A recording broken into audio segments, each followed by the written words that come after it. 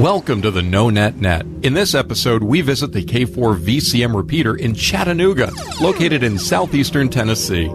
Chattanooga is famous for its rich history as a major transportation hub during the Civil War and continuing right through to today. Chattanooga is also known around the world for the 1940 song Chattanooga Choo Choo. Pardon me, boy, is that the Chattanooga Choo Choo? Right on track 29. Boy, you can give me a dime. Good evening, Chattanooga, Tennessee, from Kilowatt Bravo 3 Whiskey, Fox, Victoria. Good evening, NE4LH, back to you. Was it N4LH? I'm sorry, I didn't quite catch the call, but hello, my name is Brian, Bravo Romeo, India, Alpha November, from near Annapolis, Maryland, on the western shore of the Chesapeake Bay. I've connected to the repeater here with our friend of mine, Clark, in Connecticut, and we're kind of riding around EchoLink here, bouncing into repeaters, just striking up QSOs with folks there. Go ahead. Yeah, good evening to you. And the name here is Lloyd, name Oscar Yankee Delta, and the call is November Echo for Lima Hotel. And welcome to the 7-9 repeater here in Chattanooga. Hope you can stay for a while and chit-chat with a bunch of us. And thank you very much, and I hope we're not breaking into a big QSO here or by any means a net. We were just kind of poking around EchoLink here and listening around there, Lloyd. So I'll let you know, let me know, Lloyd, if we're butting in here to an existing QSO or net there. Go ahead, please. Oh, no, the repeater was free. It's fine for you. If you guys really want to come back Sunday night, 8 p.m. local, Eastern time, we do have a net on this repeater. You guys would be more than welcome to join in. Very good there, Lloyd. We appreciate that, and we'll make a note of that there and see how our schedules work out.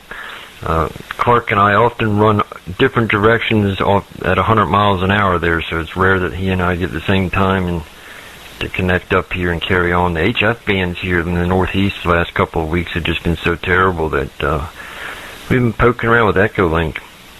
And you know, Lloyd, I like my friend Clark. He's a great guy and everything, smart, intelligent, funny. But it gets boring talking to him for a while, so I need somebody to pick on him with.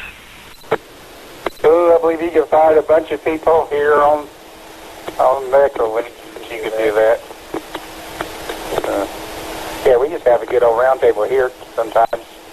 Just everybody chit-chatting and, you know, people going home, just riding along with them, you know, so it passes the time. Yeah, I'll stay on here and listen in quite a bit. Sometimes I just have the radio on and don't even talk. Well, I'll let you say hello to my friend Clark, and he can explain to you why that might be, well, against the possibility of your license there. I'll let him explain it, Lloyd. N1BCG KB3WFE with Lloyd in NE4L. It'll take me a few times, Lloyd, I'm sorry. But he's in Chattanooga there, Clark. Go ahead. Oh, good evening, Floyd. Yeah, good evening, Clark. Come on in. Pull up a chair, grab you some sweet tea, and have a little fun. Does that include mint leaves? It might, you never know. Oh, Brian, you're doing such a good job here. How did you finally find friendly people on a working repeater? Luck of the draw. Hey, Lloyd, does this repeater stay pretty active? You guys got a good-sized group on here all the time? I'm just kind of curious.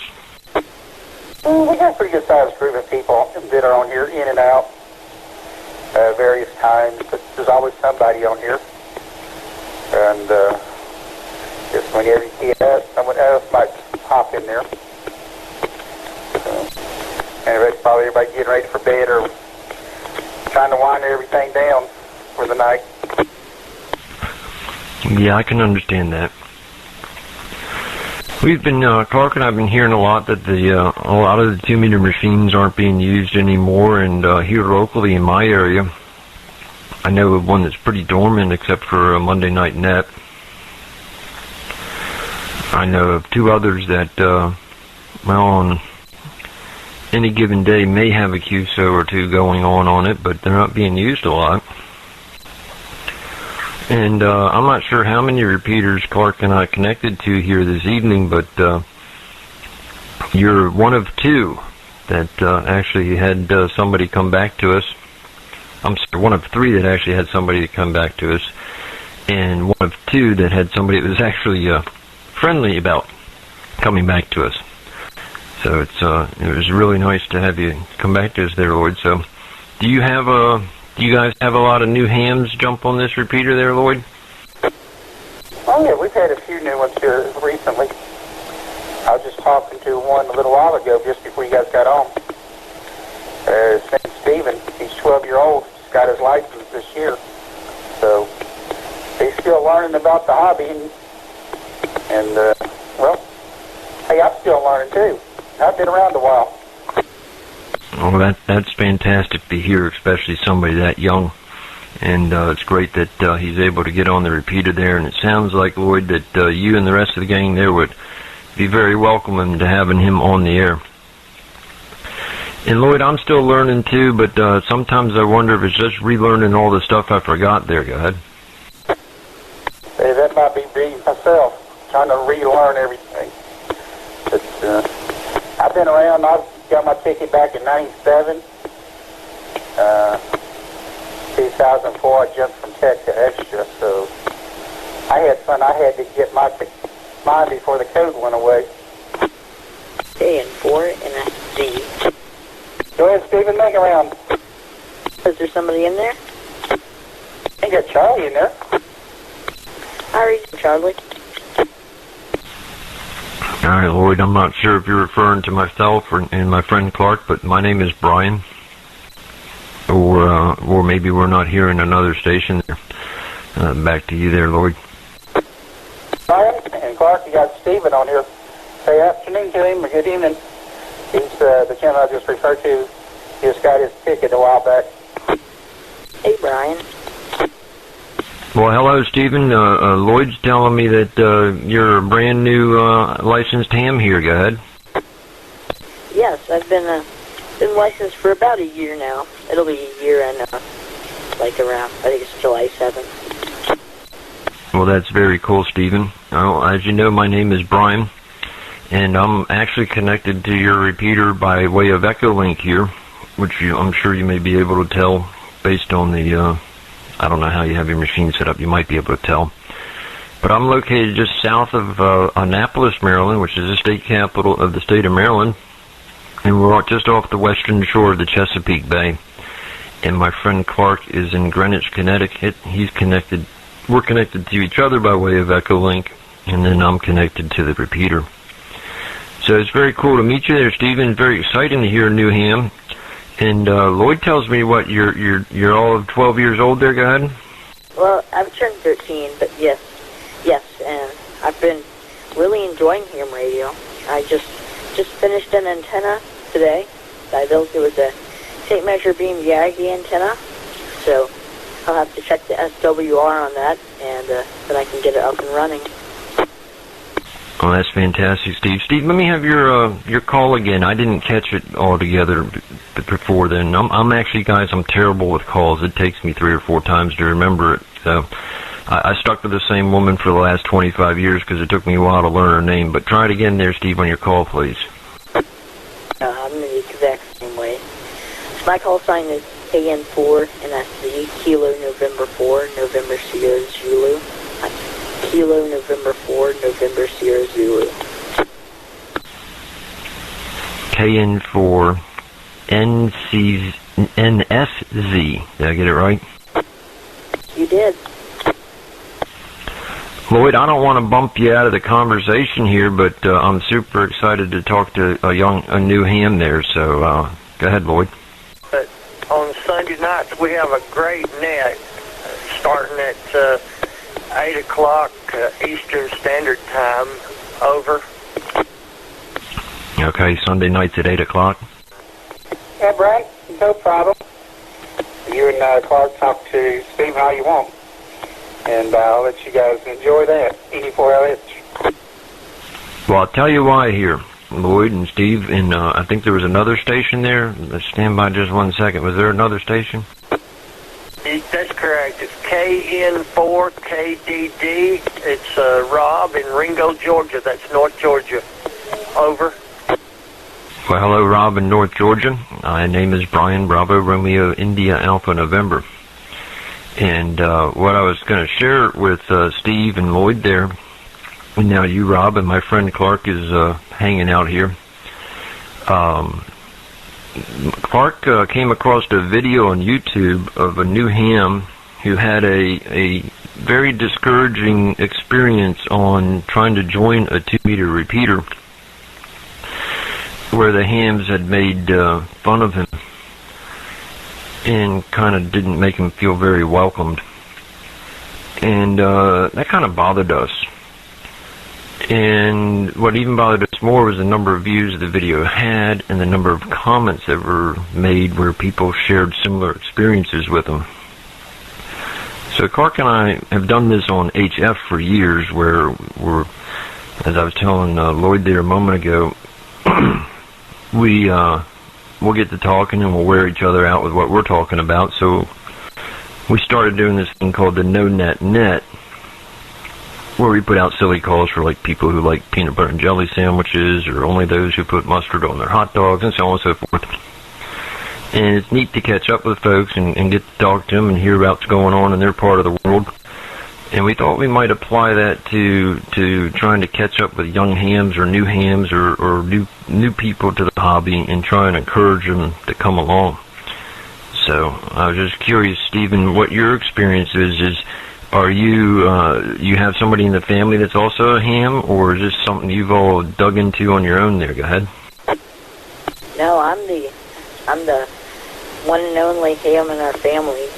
I have 2 younger brothers, and they're thinking about getting their ham licenses. But yeah, everybody's been really friendly. I'm glad they haven't been like that. But yes, I've had good experiences with ham radio. So yeah, I've been enjoying it. And I forgot what I was going to say there, but yes, I'm the only person in our family. Stephen, again, I don't want to hold Lloyd or Rob out there, but I'm curious, Steve, what attracted you to the hobby? What caused you to jump in and get involved in it there? Go ahead. Well, so I was at scout camp. There was a local scout camp around here, and we were just kind of in the, when they were taking down the flags, because they do that during the evening. They mentioned that they had another merit badge course, and they said it was on the radio merit badge.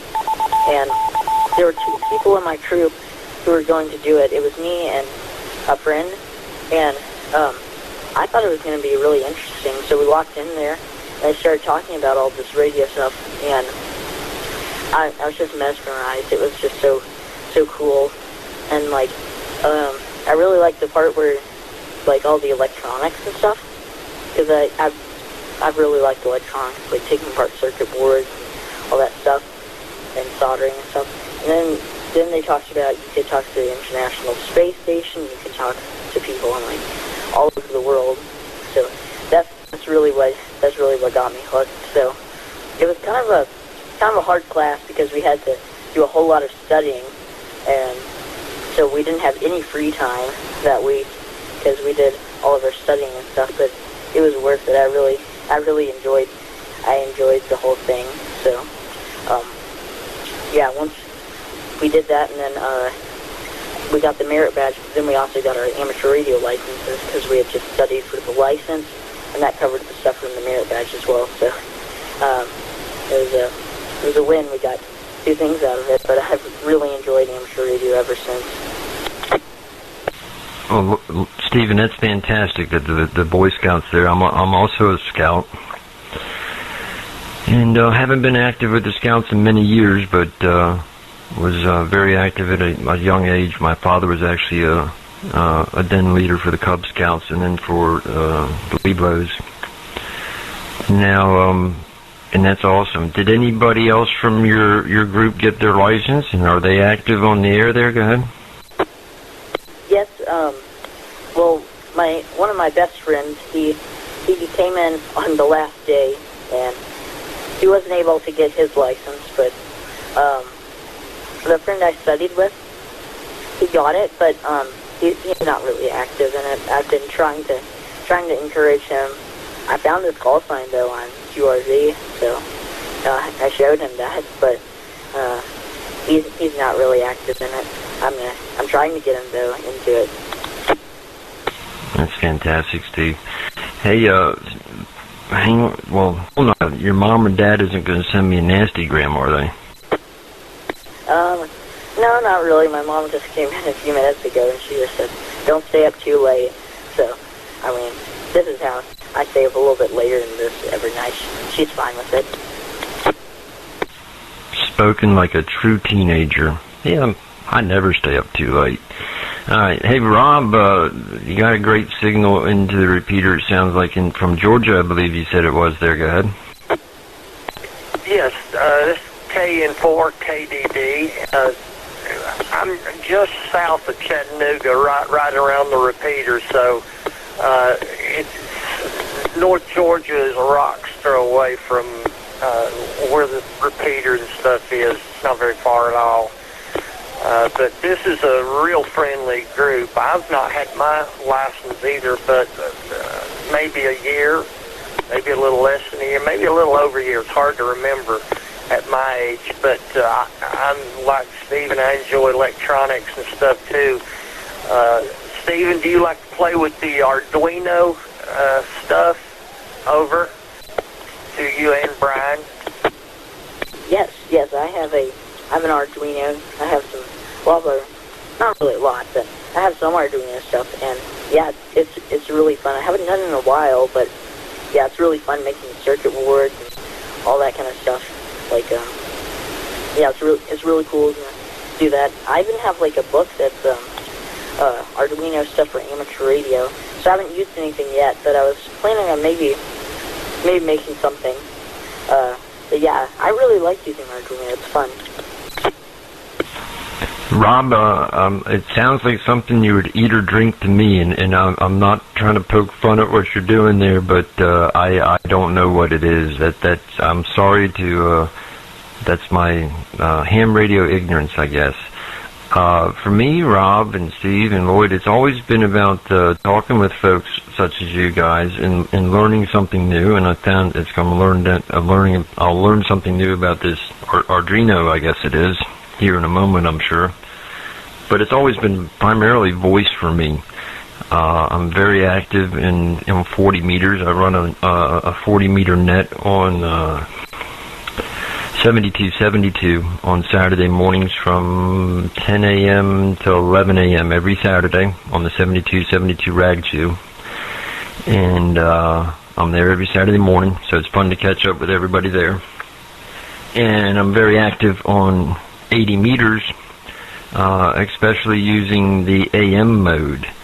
So I have a home-built AM transmitter using FETs, or transistors, and then I also have a 1951 Collins broadcast transmitter that we converted for 160 meters. So I'm not so much into the digital modes, and I'm not familiar with what it is that you're talking about there, Rob, so go ahead and fill me in on it. What we're talking about, it's a hobbyist electronics. It's a microcontroller board that's easily programmed from the computer using C or C++.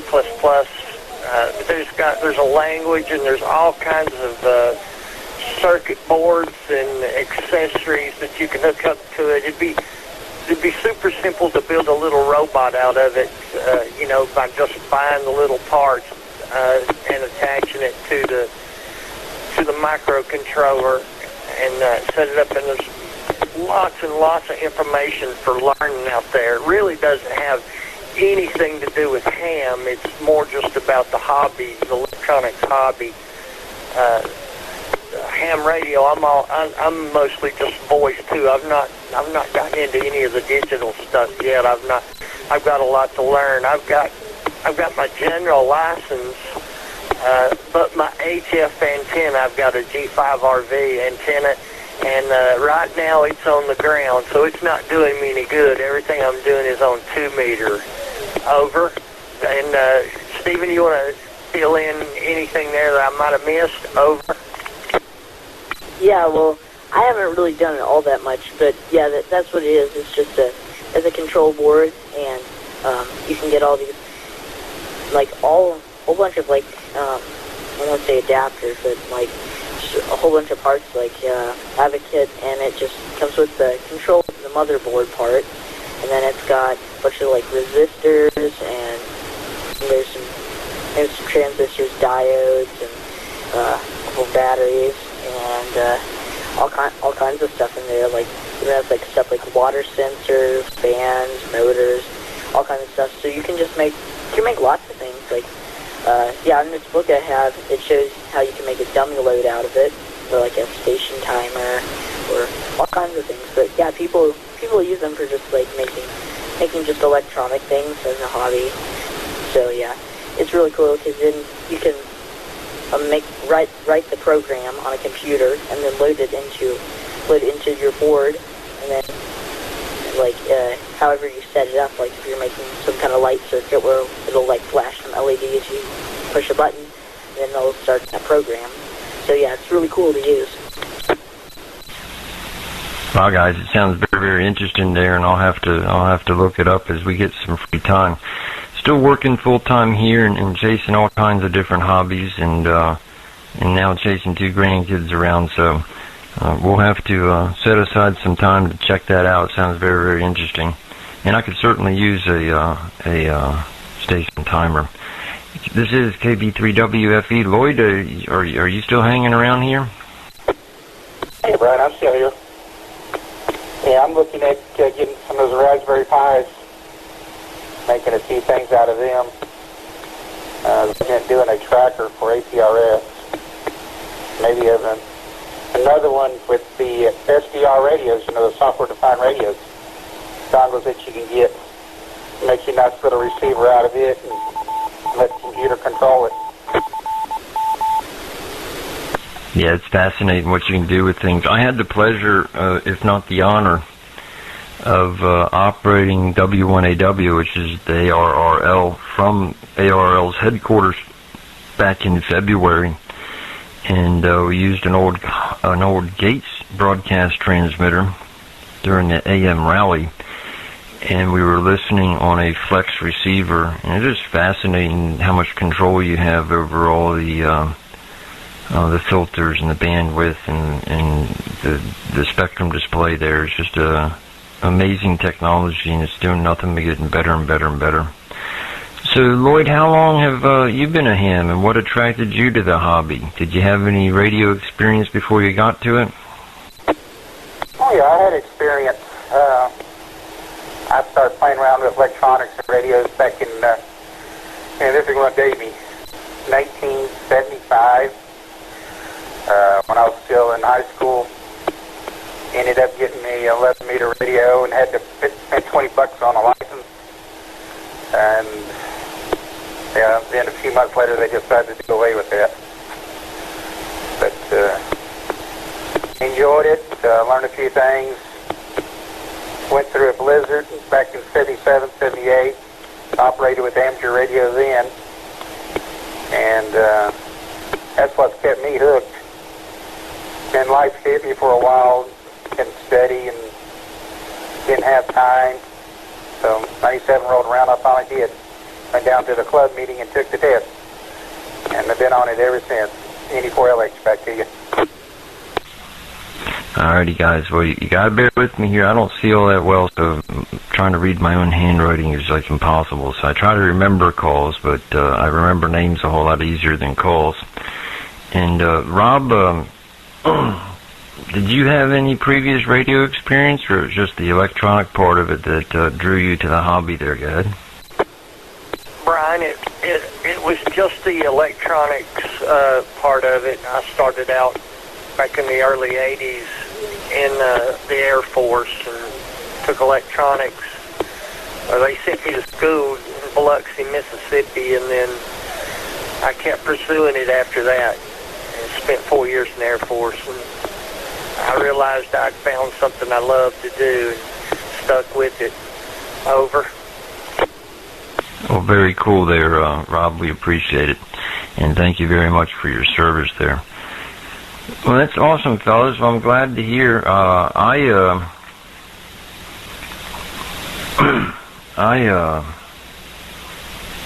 One second here, getting distracted. I am getting a message here. All right, cool. My exposure started in radio, two-way radio, CB radio, commercial communications radios when I was young. And ever since then, into stage production and audio production, and then into automotive. And as I got into automotive there, the electronics started in there. I started with carburetors and the old points ignition, the good old kick 'em and to get them to start. And as I grew into the industry there, electronics came out more and more. So my specialty is the computer control and electronics in cars. And the amateur radio, in some respect, has helped me with that, because understanding how circuitries work and resistances and impedances and voltages and everything helped me along in my career. And absolutely awesome to catch up with you guys here. And Stephen, my hat's off to you there, my friend. And I hope that you can carry on with the ham radio hobby. And what part of the hobby do you think you're going to find yourself enjoying the most? Do you like just hanging out on 2 meters, or do you have plans of being one of those cutting-edge gun-ho DX stations there, knocking off all the contacts around the world there? Go ahead. Well, first I'm going to have to ID here. KN4NSZ for ID. Well, I'm not really sure yet, but I really had a blast when I was building that antenna. That was really fun, doing all the soldering, cutting all the elements and stuff and piecing them together. So I really like that. And then I like talking on 2 meters, just, I guess rag chew, you'd say, just talking to people.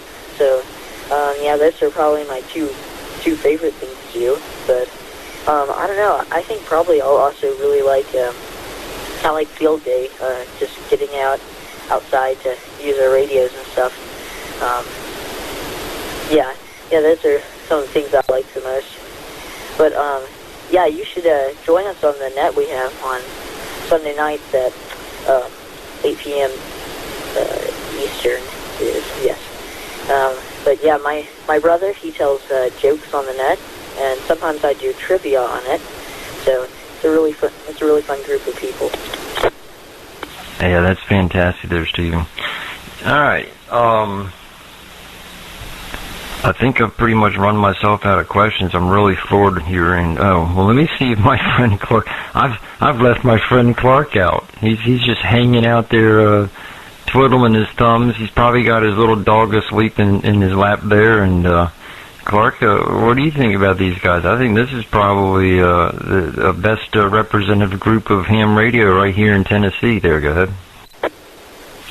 Oh, you guys are fantastic. This has been very enjoyable. I haven't needed to say anything because it's just been nice hearing you guys talk back and forth, and I'm starting to realize it's very interesting because I don't know if Brian had mentioned this, but he and I are really big into HF and talking on 75 meters and stuff, but one of the things that we like is the ability to talk to folks all over the place, because you never know who's going to jump in the QSO, because they can be, pretty much all over the East Coast.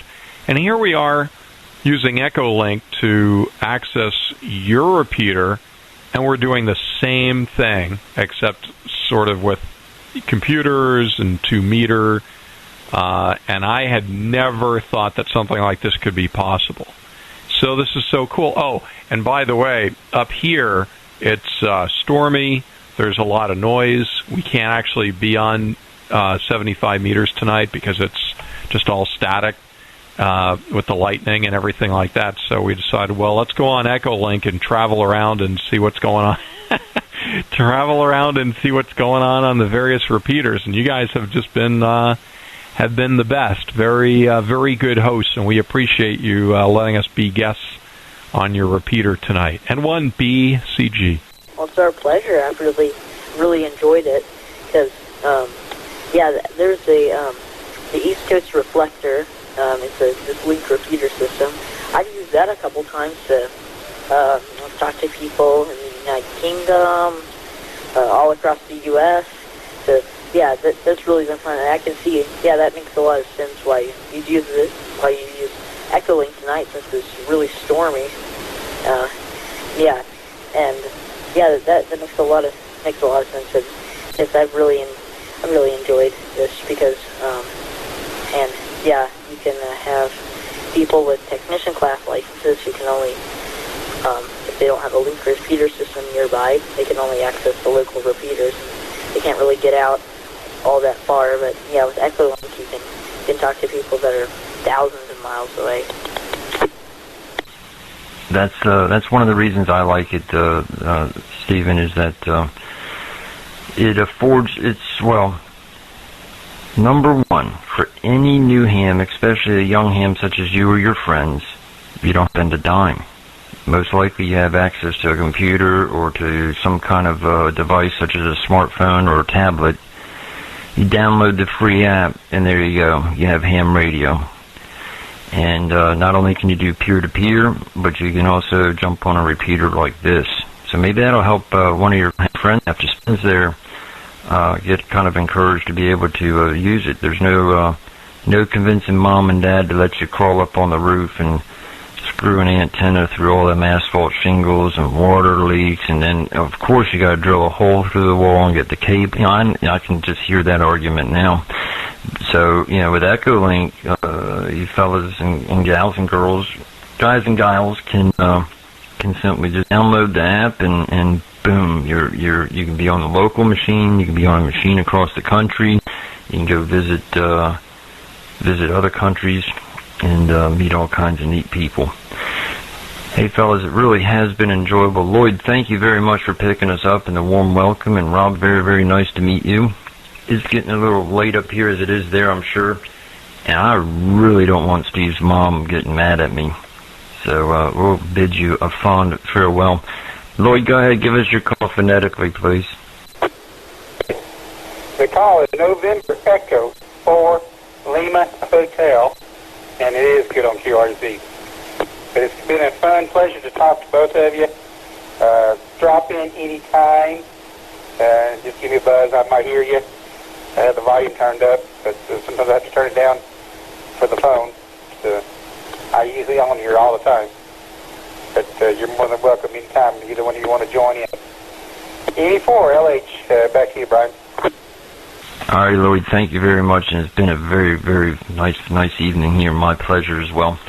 And Rob, call phonetically, please, and are you good on QRZ? KN4KDD. It's Rob and Ringo, and like I said, it's been nice talking to you guys. Drop by anytime. Over. All righty, Rob, we sure do appreciate it. And Steve, very good evening to you. It was my pleasure to meet you, and I'm glad that you found the hobby, and I wish you many, many years. Don't ever let it get away from you.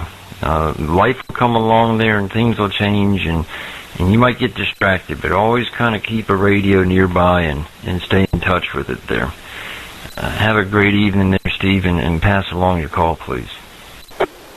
Well, I really enjoyed the conversation, and I hope I can talk to you again someday. So call sign is Kilo November 4, November Sierra Zulu. Again, KN4NSZ, and I'm good on QRZ. 73 KN4NSZ. Clark, Brian, 73s, have a good evening. And talk to you later on down the log, NE4LH. It's KN4KDD. 73, you guys have a great evening, and I'm also on QRZ. Over. All right, guys, great. We'll try and keep in touch with you. KN4NSZ. not that fast with call signs. Brian, can you repeat your call sign? Yeah, no problem there, Steve. I get accused of rattling it off all the time too fast anyways. Kilo Bravo 3, Whiskey, Foxtrot, Victor, King Baker 3, Washington, Florida, Vermont, or Kilo Bravo 3, Wild Furry Varmint. Alright, I think I got it. KB3WFV. Spot on, you got it. Alright, thank you.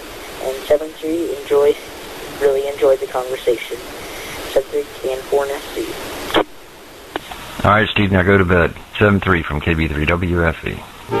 Thanks for being a part of the NoNetNet. Be sure to check back for more episodes as the Traveling Repeater Roadshow visits amateur radio operators around the country. You can write to us at the nonetnet@gmail.com for more information. There's gonna be a certain party at the station, all dressed up in satin and lace. Oh, what a funny face. I used to call funny face. I used to call her just a funny face.